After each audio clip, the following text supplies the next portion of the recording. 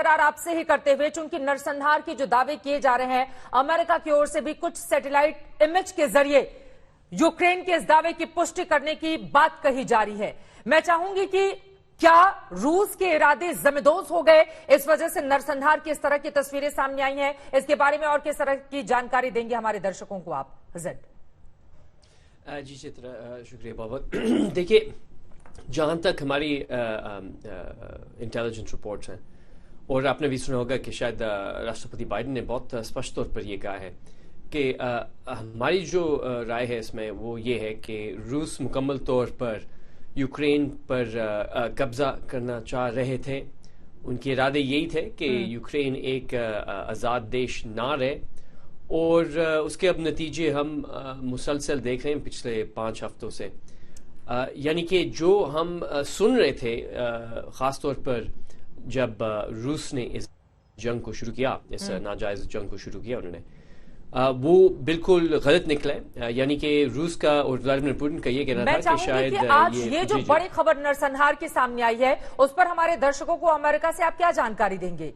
क्योंकि 400 से ज्यादा लोगों का नरसंहार रूस की ओर से किया जाना, यूक्रेन जो दावे कर रहा है, क्या वो सच है? जी बिल्कुल। देखिए, हम तो बहुत करीब से इन मामलों को देख रहे हैं। आपने भी सुना होगा कि स्टेट डिपार्टमेंट यानी हमारे विदेश मंत्रालय, हमारी एक टास्क फोर्स है, हम जितने भी ये जो वॉर क्राइम्स हम के नाम से कहा जा सकता है, हम उसको बहुत करीब से फॉलो कर रहे हैं। और जहाँ तक हमारी यूक्रेनी साझेदार और सहयोगियों हैं, उनके साथ भी हम मिलकर काम कर रहे हैं। आपने भी सुना होगा कि बाकायदा ज़ेलेंस्की ने भी कहा है कि वो भी अपने ही फोर्सेस को तैयार कर रहे हैं ताकि इस युद्ध पर ख़त्म होने में हम थोड़ा जस्टिस को भी देख सकेंगे।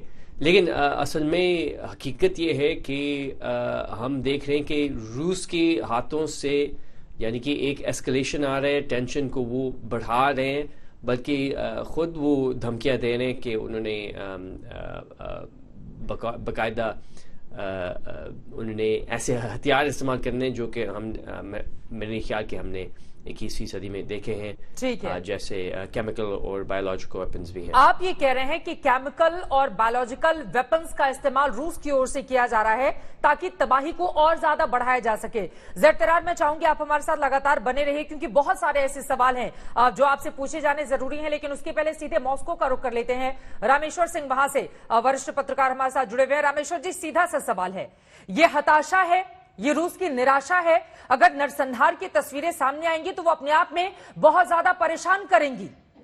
क्या स्थिति इस कदर पहुंच चुकी है रूस के मद्देनजर कि वो आम लोगों को निशाना बना रहा है यूक्रेन की ओर से जो दावे किए जा रहे हैं? रामेश्वर सिंह जी। चित्रा जी, ये समझे कि हम न युद्ध के साथ हैं, हम जो हैं, हम चाहते हैं हर जगह पीस रहे। इसको मद्देनजर रखते हुए आप हमें इसको सुने कि 30 तारीख को जब रशिया ने विड्रॉल किया, अनाउंस किया विड्रॉ कर रही अपनी आर्मी यूक्रेन रीजन से, जिसमें बूचा, इरपिन और गुस्तामेल 3 सिटीज मेन है जो कीव के सराउंडिंग है। तो ये बताइए, जब 31 को जब कीव की आर्मी वहां आई तो बिल्कुल सब शांति था, और उनका बूची का मेयर वो कहते हैं यहाँ पर बिल्कुल ठीक है, रशियन आर्मी यहाँ से निकल चुकी है। तो ये बताएं, 4 दिन में वो उनको कहां से लाशी मिलने लगी? मैं नहीं कह रहा हूं कैजुअलिटी नहीं हुई, ऑफ कोर्स वहां मिलिट्री ऑपरेशन हो रहा है, और वो इनका मानना है कि जैसे ही रशियन आर्मी वहां से निकली और वहां से गोले और बारूद वहां से यूक्रेन आर्मी की बूची पर चलना चालू हो गई, और बेइंतहा गोलाबारी आने के बाद किया, और जो भी रशियन आर्मी का सपोर्ट किए थे उनको मारा गया। और उसमें कहीं भी आप एक समझना चाहिए, सभी को समझना चाहिए, रूस की जो है रेगुलर आर्मी है, वो मिलिटेंट्स नहीं है, वो सिविलियंस को नहीं मारते और न मारेंगे। ये बिल्कुल सबको समझ लेना चाहिए।